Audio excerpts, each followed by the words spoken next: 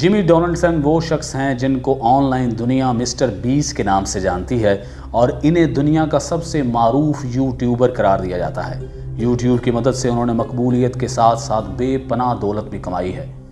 नवंबर 2022 में Forbes magazine ने यह अंदाज़ा पेश किया था कि उन्होंने वीडियो, स्पॉन्सरशिप डीलर्स और इश्तिहारात की मद में एक साल में यूट्यूब से 54 मिलियन अमरीकी डॉलर कमाए, यानी पाकिस्तानी रुपयों में 15 अरब रुपए।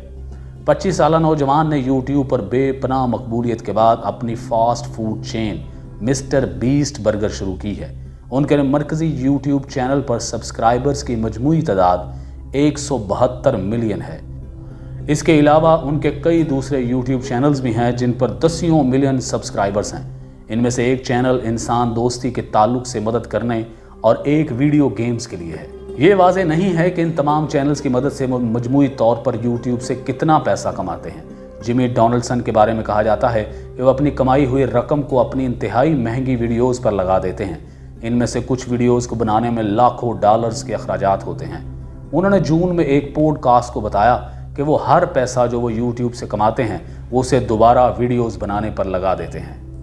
यूट्यूब पर जो मवाद वो पेश करते हैं उसके बारे में उनका यही वो नुक्ता नज़र है जो इतने ज़्यादा सामईन को उनकी जानब राग़ब करता है। उसकी वजह से वो सब कुछ दाव पर लगाने को तैयार होते हैं। उनकी अब तक की सबसे मरूफ वीडियो को 472 मिलियन व्यूअर्स मिल चुके हैं और इस पर नेटफ्लिक्स ने हकीकी ज़िंदगी में स्क्विड गेम बनाई और इस पर 456,000 अमरीकी डॉलर का इनाम रखा गया। उसका मुवाजना अब सन 2017 की वीडियो से करें जिनमें से एक सबसे बड़े वीडियो में उन्होंने 17 घंटे के दौरान 1 लाख बार लॉगिन पाल कहा और एक वीडियो जिसमें उन्होंने पिज़्ज़ा डिलीवरी ड्राइवर्स को सैकड़ों डॉलर्स की टिप दी। हर वीडियो को 20 से 40 मिलियन के दरमियान व्यूअर्स मिले। अपनी वीडियोस के अलावा डोनाल्डसन फलाही कामों में और बहुत से कारोबारी मंसूबों के लिए भी पैसे इन्वेस्ट करते हैं और जाने जाते हैं।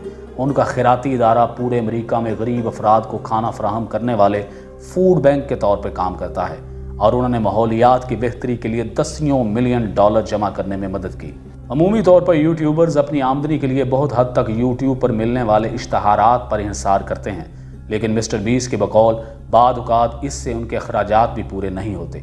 मिसाल के तौर पर डोनाल्डसन ने जुलाई में अपने ट्विटर सब्सक्राइबर्स के सामने इंकशाफ किया कि उनकी ताज़ा तरीन वीडियो की तैयारी में तकरीबन 3 मिलियन अमेरिकी डॉलर का खर्चा आया। बहरहाल रिलीज़ के चंद दिनों के अंदर इन्हें इश्तिहारात की मद में फ़कत 1,67,000 अमरीकी डॉलर ही मिले थे।